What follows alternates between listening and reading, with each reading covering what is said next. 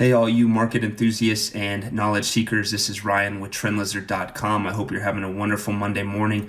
The market continues to go up in June after pulling back in May, and it has a very bullish underlying tone to it. And I want to discuss with you today whether that is sustainable, whether the uptrend has resumed, or whether there is reason to be concerned. So what we're going to do is we're going to dive into the SPY, which is the ETF that most closely tracks the S&P 500, as well as take a look at a few of the stocks that we've done previous videos on to show you if they're going to continue what they've been up to over the last couple weeks. We're going to take a look at Apple. We're also going to take a look at Aurora Cannabis, Bank of America, and GE to show you some of the good buying opportunities that are out there, and if they should find a spot in your portfolio. So the most important thing always is, what is the overall market doing?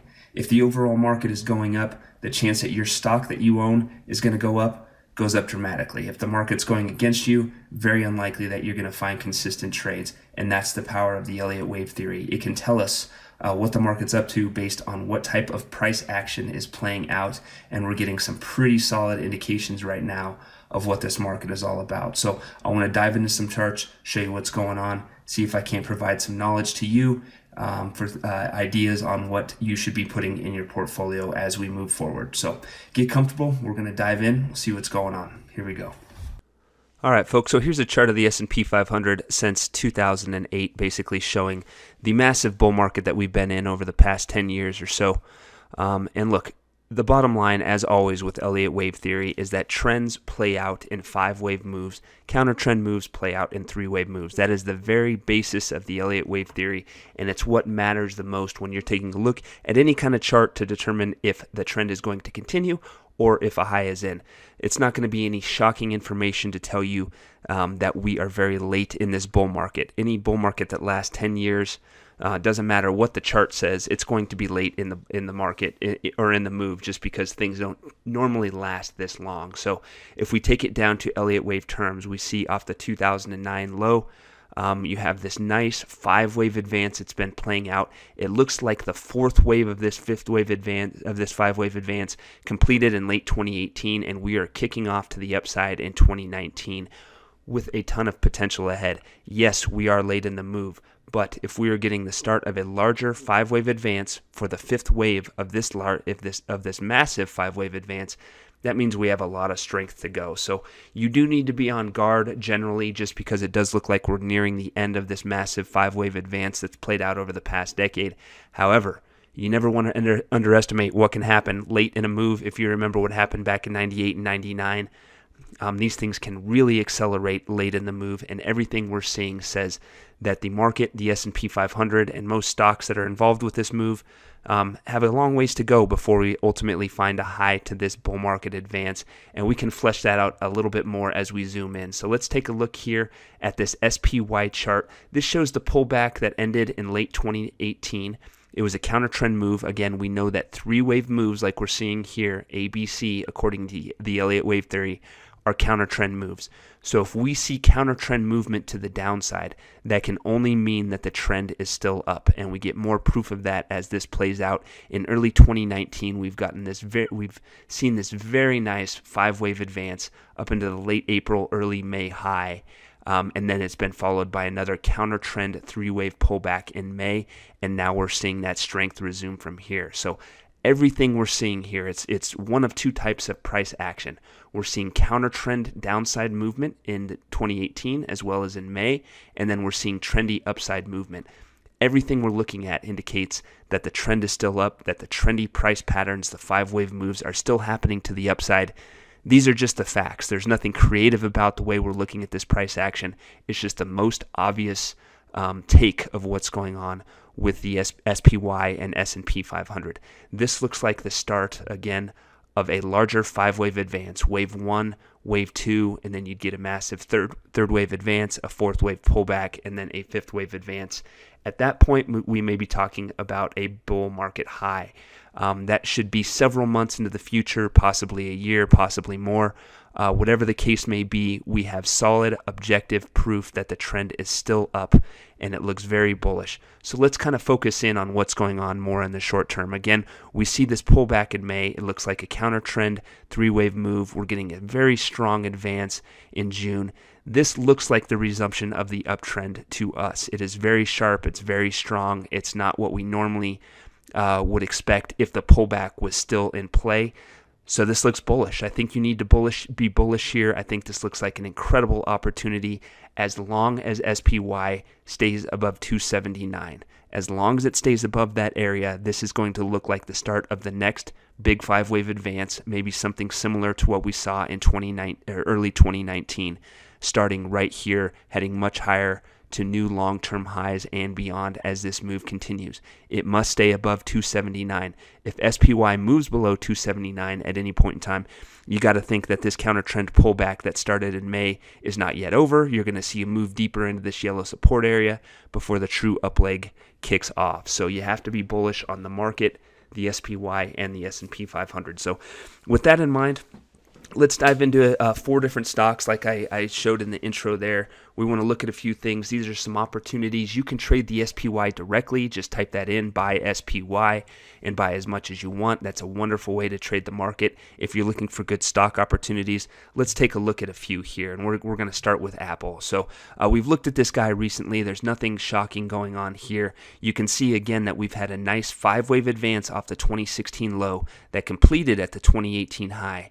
Apple embarked on a larger pullback. It retraced almost a perfect 61.8% retracement of this up leg here off the 2016 low, and that's a very significant support level that we watch very closely. It found support there, and it's turned higher in 2019. Has been strong, pulled back in May just like the overall market, and now is shooting higher again. So this is an important point for Apple, and I'll show you why as we dive in. This is the pullback in 2018. Now you got this really nice 5-wave advance that again retraced about 61.8% before it found a low and started moving higher again. So like the overall market, Apple looks like it's in a place where it can resume its uptrend as long as it stays above 179. That's the key. It has to stay above 179. If it trades below that level, all bets should be off. You want to get out of this guy, but the potential is very much there for this strength that is going on in June to continue much higher through the high that was registered in early May and continue significantly higher as Apple resumes its uptrend. So I think this is a good buying opportunity with a stop level at 179. Next up, let's take a look at Aurora Cannabis. We've taken a look at this guy a bunch of times in the past. It's been a little bit of a volatile path more recently, but I still think the opportunity looks very nice, very fresh, and very promising. So what has happened on ACB, just in a nutshell here, it traced out a very nice trendy 5-wave advance into the early 2018 high. Since then, it's been in this massive counter trend pullback, and you're going to see this number all over our charts, 61.8%. This pullback here retraced 61.8% of this massive up leg. Since then, it's trying to resume its advance. It's hit a snag off the 2019 high and is pulling back. So let's see what this means as we zoom in. This is kind of a rough chart to look at. There's a lot going on. This is what could be the end of that counter trend pullback, and we've gotten this advance in 2019 that could be labeled as a 5-wave advance. It's not crystal clear, but it looks like it could be the start of the resumption of the uptrend. Since then, off of March's high, it's given us a pullback that is currently 3 waves down. Remember, what do we know about 3-wave moves? They are counter trend moves, but we need to see Aurora Cannabis leave it that way, leave it as a 3-wave move by moving back above 9. If it moves back above 9, that's going to be a fantastic indication that Aurora Cannabis is kind of revving its engines again and getting ready to take off to the upside. To the downside, the most important level on Aurora Cannabis is 650. This guy has to stay above 650 at all times. If it moves below 650, I don't think you want to own it. I think you want to get out. A move below 650 would mean that it is still in this big counter trend move and probably going to head back to these lows before it tries again to resume the uptrend. So as long as trading above 650, Aurora Cannabis is going to remain bullish with a move above 9 looking like a great indication that the good times have resumed. So let's move on now. We're going to take a look at Bank of America, another one that we've shown a bunch of videos about just because its Elliott Wave pattern is so nice. So if we look at the advance off the 2016 low, again, you get that same nice 5-wave advance. And again, this is an underlying theme of everything we're looking at. You can see how clean these nice 5-wave moves are, and you can see them counteracted by the clear 3-wave moves like what we saw on Bank of America back in 2018. Since it recorded a low in late 2018, Bank of America has resumed strength. It's been in a bit of a choppy move since then, but that could be changing as we speak, and I will zoom in to show you why.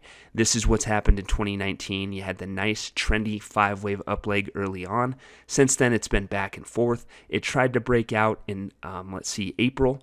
Set a new high, but that reversed, came back to test the yellow support area, telling us that it's been in this big counter trend move the whole time, and it looks like it could be getting ready to resume the uptrend now. So here are the keys with Bank of America.